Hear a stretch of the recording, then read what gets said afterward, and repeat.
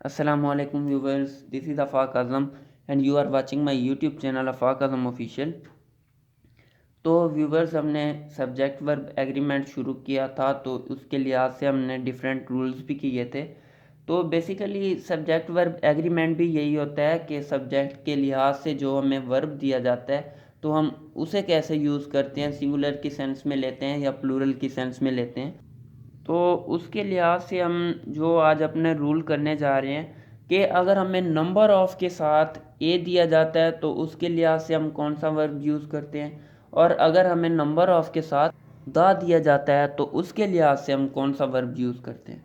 तो इसमें मैंने लिख भी दिया है, we will observe if a number of is given which verb will be used and the is given before number of then which verb will be used. तो इसमें मैंने सबसे पहले लिखा है कि अगर हमें नंबर ऑफ से पहले ए दिया जाता है तो हम कौन सा वर्ब यूज़ करते हैं। यानी हमने आर्टिकल्स में पढ़ा था कि जो ए होता है हमारे पास किसी भी चीज़ को रेफ़र करता है। तो मैंने उधर एक आपको एग्जांपल दी थी अ मैन, मतलब मैं कोई स्पेसिफाई नहीं कर रहा किसी मैन को। अ मैन कोई भी आदमी है, कोई रैंडम आदमी ही है।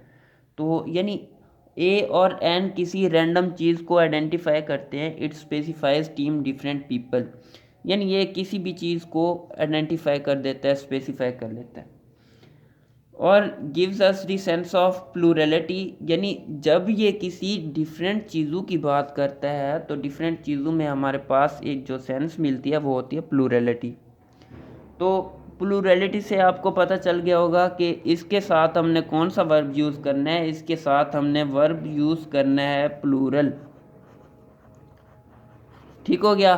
तो हमने उधर आर्टिकल्स के रूल में ये भी देखा था कि जो हमारे पास दो सब्जेक्ट दिए जाते हैं, अगर उनमें से फर्स्ट के साथ आर्टिकल दिया जाता है, द दिया जाता है या कोई भी दिया जाता है, तो उसमें हम जो वर्ब यूज़ करते थे वो करते थे सिंगुलर। तो उसी के हिसाब से हमने इधर यूज़ किया है।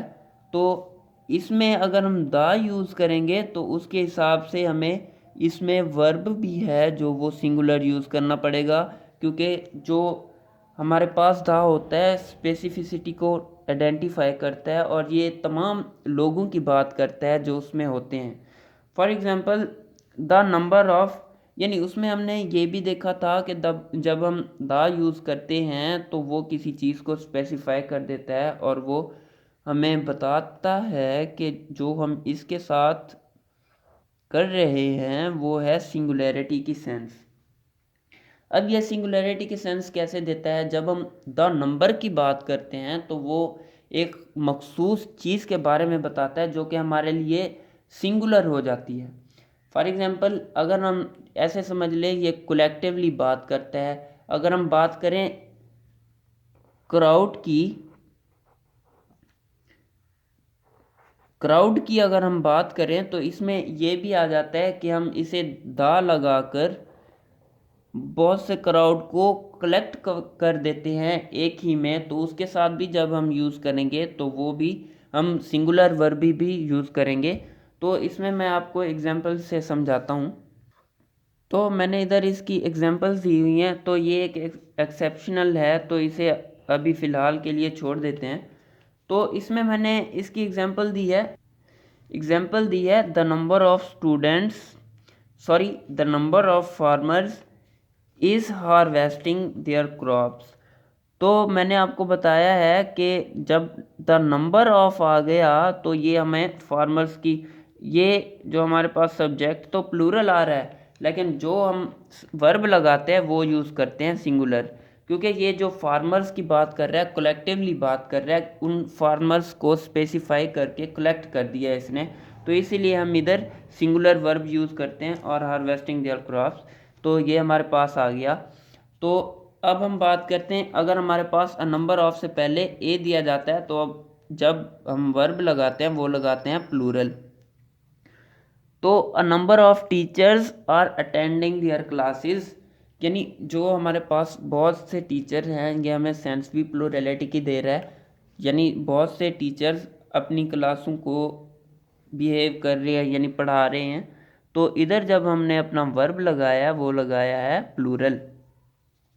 तो ये एग्जांपल और ये एग्जांपल मैंने इसकी दी है कि अगर हमारे पास चाहे दा दिया जाए या ए दिया जाए, तो उसमें अगर हमारे पास रिलेटिव प्रोनाउन आ जाए सब्जेक्ट के बाद, तो उसमें हम जो वर्ब यूज़ करते हैं वो रिलेटिव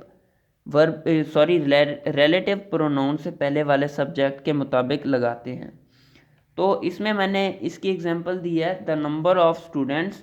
तो ये हमारे पास एज अ सब्जेक्ट आ गया, सब्जेक्ट ये हमारे पास आ गया, और इधर सब्जेक्ट के बाद हमारे पास आ गया रिलेटिव प्रोनाउन।